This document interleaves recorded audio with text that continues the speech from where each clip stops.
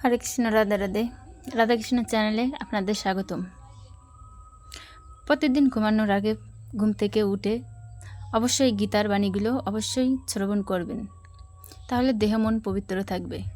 আমাদের এই জড় জগৎ মায়ার বন্ধনে হরিনাম ছাড়া আমাদের কিছু নেই। এই জন্য আমাদের বেশি বেশি হরিনাম সংকীর্তন করা উচিত এবং প্রতিদিন নিয়মিত গীতা পাঠ ঘরে বসে করা উচিত, এবং গীতা পাঠ না করতে পারলে গীতা পাঠ শ্রবণ করা উচিত। ভগবদ গীতা আসলে কি? উত্তর: ভগবদ গীতার উদ্দেশ্যে অজ্ঞানতা অন্ধকার আচ্ছন্ন এই জড় জগতের বন্ধন থেকে মানুষকে উদ্ধার করা। প্রতিটি মানুষই নানাভাবে দুঃখ কষ্ট পাচ্ছে। যেমন কুরুক্ষেত্রের যুদ্ধের সময় অর্জুন এক কঠিন সমস্যার সম্মুখীন হয়েছিলেন। অর্জুন ভগবানের কাছে আত্মসমর্পণ করলেন এবং তার ফলে তখন ভগবান তাকে গীতার তত্ত্বজ্ঞান দান করলেন।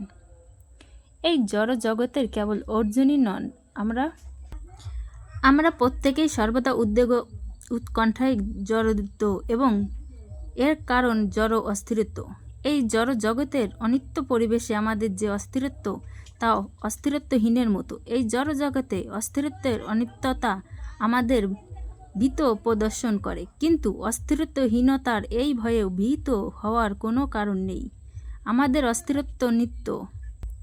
ভগবদ্গীতায় ঈশ্বর, জীব, প্রকৃত, কাল ও কর্ম এই সব কিছুরই ব্যাখ্যা করা হয়েছে। এই পাঁচটির মধ্যে ঈশ্বর, জীব, জড় প্রকৃতি ও কাল নিত্য। প্রকৃতির প্রকাশ অস্থায়ীও হতে পারে, কিন্তু তা মিথ্যা নয়। কোনো কোনো দার্শনিক বলে থাকেন যে জড় প্রকৃতির প্রকাশ মিথ্যা, কিন্তু ভগবদ্গীতার দর্শন বা বৈষ্ণব দর্শন তা অস্বীকার করে না। প্রকৃতির প্রকাশ যদিও সাময়িক, তবুও তা সত্য। তাকে আকাশের ভাসমান মেঘ অথবা শস্যের পুষ্টি সাধনকারী বর্ষা ঋতুর সঙ্গে তুলনা করা চলে। যেমন ধরুন, জড় প্রকৃতি কি? গীতায় তাকে ব্যাখ্যা করা হয়েছে নিষ্কৃষ্টা প্রকৃতি বলে, আর জীবকে বলা হয়েছে উৎকৃষ্টা প্রকৃতি। উৎকৃষ্টা বা নিষ্কৃষ্টা যাই হোক না কেন, প্রকৃতি সবসময়ই নিয়ন্ত্রণ ধারণ।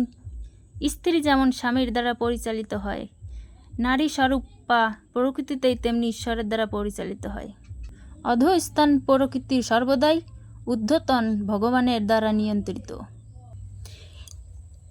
এই জন্য আমাদের প্রতিদিন গীতা পাঠ শ্রবণ করতে হয়। আবার আমার চ্যানেলটি যদি নতুন হয়ে থাকেন অবশ্যই সাবস্ক্রাইব করে রাখবেন। আমার ভিডিওটি যদি ভালো লাগে তাহলে অবশ্যই একটি লাইক, কমেন্ট এবং অন্যকে শ্রবণ করার সুযোগ করে শেয়ার করে দেবেন। রাধে রাধে, হরে কৃষ্ণ।